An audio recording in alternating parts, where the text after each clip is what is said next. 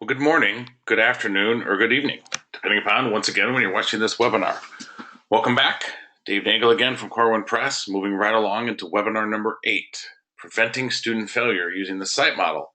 And this one is going to specifically address effective use of homework. And while this will address, to some degree, how we make sure we don't have student failure related to inappropriate use of homework, this really is related to how we effectively use homework for all of our students. Hopefully by now you know the drill about having your working handout available. And the last one in the second part, webinars 5, 6, 7, and 8, we're on to webinar 8. And moving right along, it's just that quick review around the idea of the SITE model. And really during this webinar, it's two things. Number one, looking at time as the variable when we're making sure homework and practice really need to be linked. Homework needs to be for practice, and the type of evidence we gather to know where our students are in their learning, and how anything we assign, let alone for something that is going to be done without our control of knowing who actually completed the tasks, we really have to look at the type of evidence we're trying to gather during that period. So again, these are the 6 strategies we're going to talk about during the series. We've already talked about the first 3 and moving on to number 4. So quick reflection in 2 sentences or less. You see it in your working handout. Describe how you use homework in your classroom. 2 sentences. If somebody asked you going in an elevator, how do you use homework in your classroom?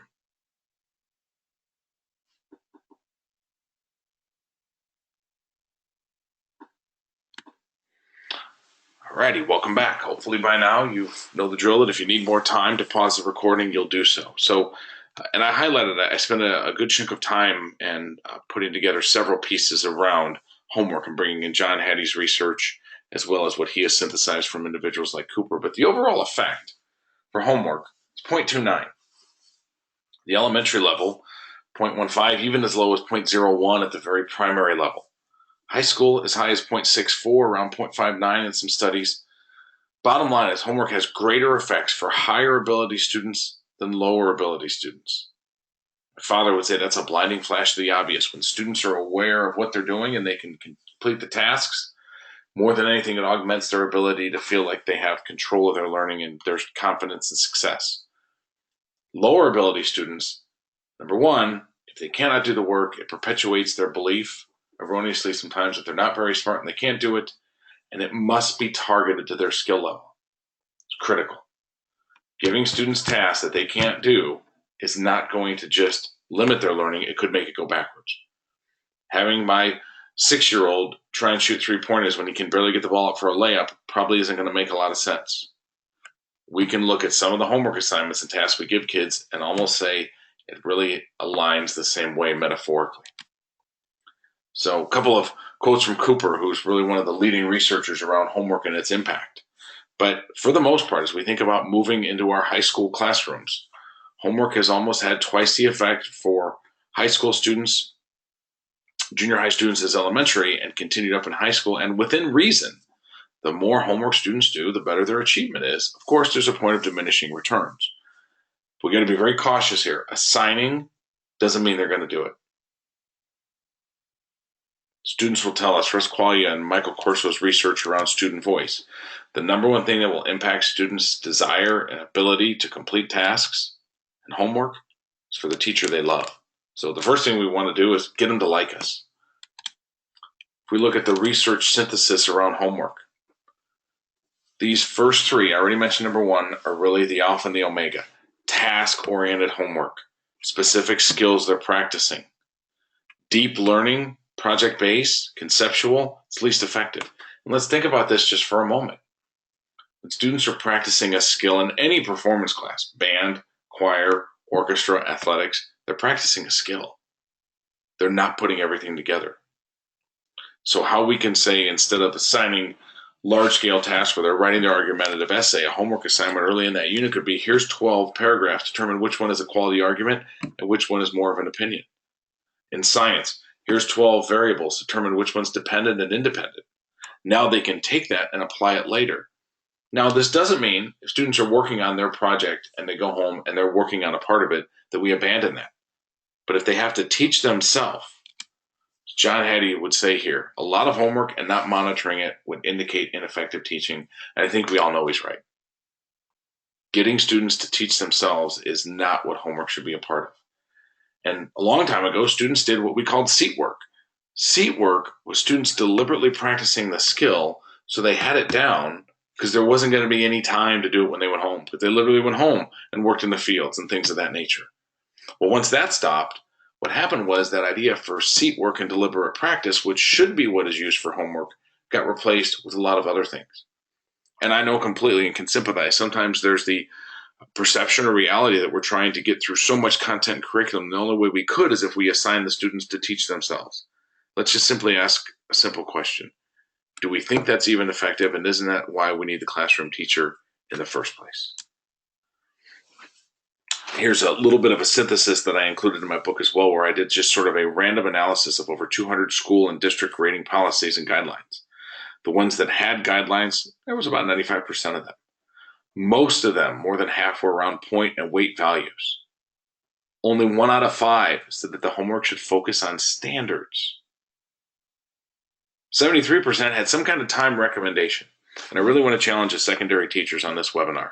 So if there's the expectation that a high school sophomore should have, since they're in, let's say, 10th grade, and if we do 10-minute intervals, 100 minutes of homework, how do her teachers communicate with each other to know? Well, if you're giving her 40 in biology, I can only give her 20 in English because you're giving her 15 in science. It's erroneous to think that's ever going to happen. And if students ever go home with 7 homework assignments on the same night, that just tells us that 7 adults in that school didn't talk to each other. So I really want to challenge that there should be this perception that it's about the amount of time. And finally, the ones that had quality guidelines, recommendations for the type of homework students should get, was less than 5%. A simple way to take it away, John Hattie would even say this, here's the 3 things. Homework needs to be brief, targeted to a specific skill, and it must be, as he would say, marked up and receive feedback. Marked up and feedback doesn't mean we circle the 3 that were wrong and put a percentage on it. If we use these 3 as our guidelines, we are going to have a better chance to have more of our homework have more of an impact with more of our students. Notice what I said there. More. It's relative. It's not going to be all, but it's going to be much better than what we have now. And then here's a quick example of what that looks like in policy, as we talked a few webinars ago around practice trumping policy. San Ramon Valley in California. Homework should be purposeful and meaningful. Here's some legitimate purposes. Practicing a skill that they can do somewhat independently but not fluently. Elaborating on information that's been addressed or giving them a chance to explore topics on their own. Now we're on to something. There's nothing wrong with saying you should be able to go into this set of upcoming stories, upcoming tasks, which one is the most relevant to you based on what we've learned, and write a 1-paragraph summary.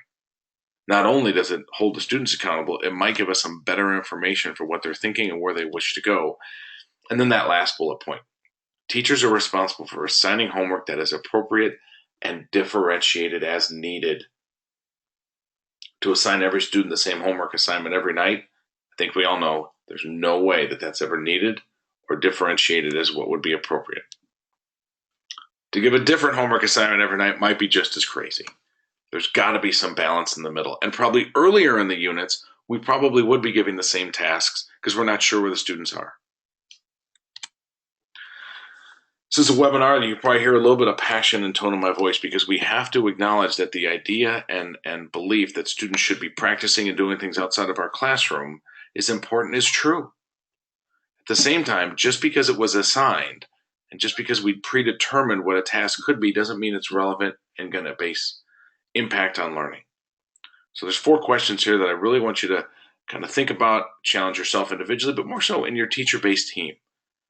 And that 4th bullet point, what could we do to increase the deliberate practice of a skill? So that way homework is something that we give them a chance to practice. And rarely do we get to perfection when we're practicing it. So if the idea that any amount of mistakes on homework goes in the grade book, we've really got to challenge ourselves. It's not only does that make sense with accuracy for learning, but if that's going to promote the type of learning and growth that we would want in our students. As always, appreciate your time, effort, and participation in these webinars. Look forward to talking with you on the next one. Thoughts and questions, email, cell phone, and website available right there. Have a great rest of your day.